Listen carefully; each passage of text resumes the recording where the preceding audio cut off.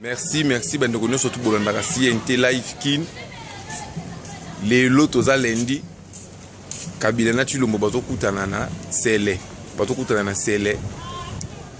veut dire que Tshilombo ake kosala compte rendu ya consultation na ye ake kopesa rapport pa ya boss na ye Kabila lelo batu nyonso tu ayambaki bango na cité de Loya ayambaki bango na palais de la nation pardon mais Kabila nde bazokutana na ye na résidence na ya sele bozomona koma donc no kopesa compte rendu pa ya boss na ye Kabila donc ba o nyonso tu bakendaki kuna bakekota na nzungu bakoti na nzungu ya Kabila na Tshilombo nzungu ya koteka mboka oyo to akendaki kuna na ngonga oyo traître o Bemba traître o Katumbi traître bango nyonso tu bake koteka mboka bake koluka moyen bakotisa bango na ba institution bazongela koyiba mboka ndenge ba mesana mais eza tarte to se mobiliser pour to bengana bango nyonso mbala moko ba ope batikali bazobomba na toujours sima ya opposition nazo senga satana kote la bango pour s'afficher pour être toujours bengana bango bakini nzela moko to tika na mbuma mabete Kongo ya sika ba mona ngote en tout cas lelo tipo kwa bokoyo ka mbunda ndenge zobeta bato mokiliana mibale bazokutana soki bakutani bazosepela ndenge bazwi batu mais bazolelaka ndenge Martin Fayulu ayete ndenge Valate Mubaki ayete donc ils a déjà échec pour na bango.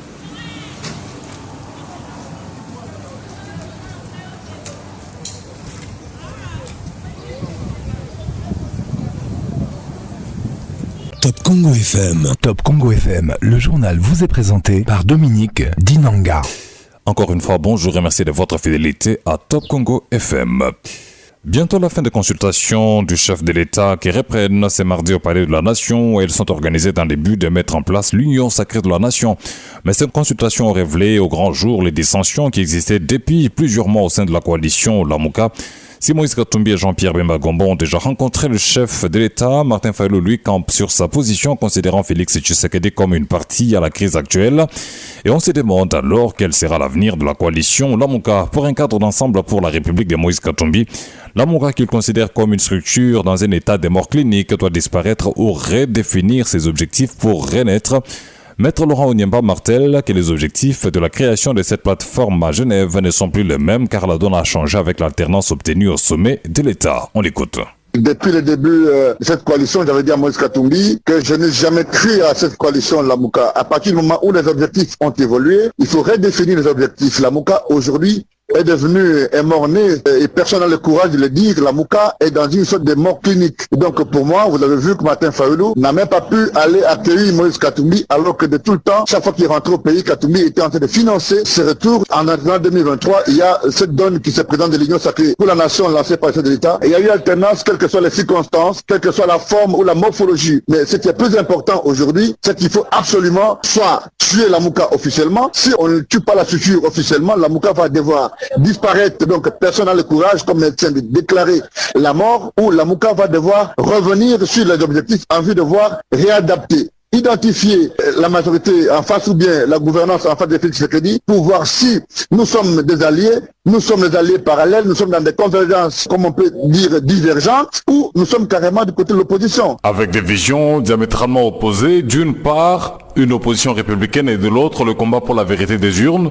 Est-il possible aujourd'hui aux leaders de Lamuka de se remettre ensemble? Quand on est légaliste, on ne peut pas continuer aujourd'hui à cultiver des concepts comme un président élu, la vérité des urnes. Moi, je l'avais dit en son temps, j'ai dit, si nous allons à la Cour constitutionnelle comme légaliste et républicain, nous serons obligés à suivre le résultat de la Cour. Aujourd'hui, nous sommes rattrapés. On ne peut pas faire une opposition pour l'opposition. Le peuple souffre. Est-ce que nous allons continuer à cultiver nos égos ou nous devons absolument être flexibles? Mais pourquoi Moïse Katumbi ne prend pas simplement le courage de dire qu'il a quitté Lamuka? Écoutez, la politique naît de la diversité. Katumbi tente de convaincre au sein de Lamuka. Et vous avez vu que Jean-Pierre Bemba est arrivé avec nous pour être consulté par le chef de l'État. Et donc Katumbi continue à croire que des progressistes comme Adolphe Mujitu vont devoir le rejoindre.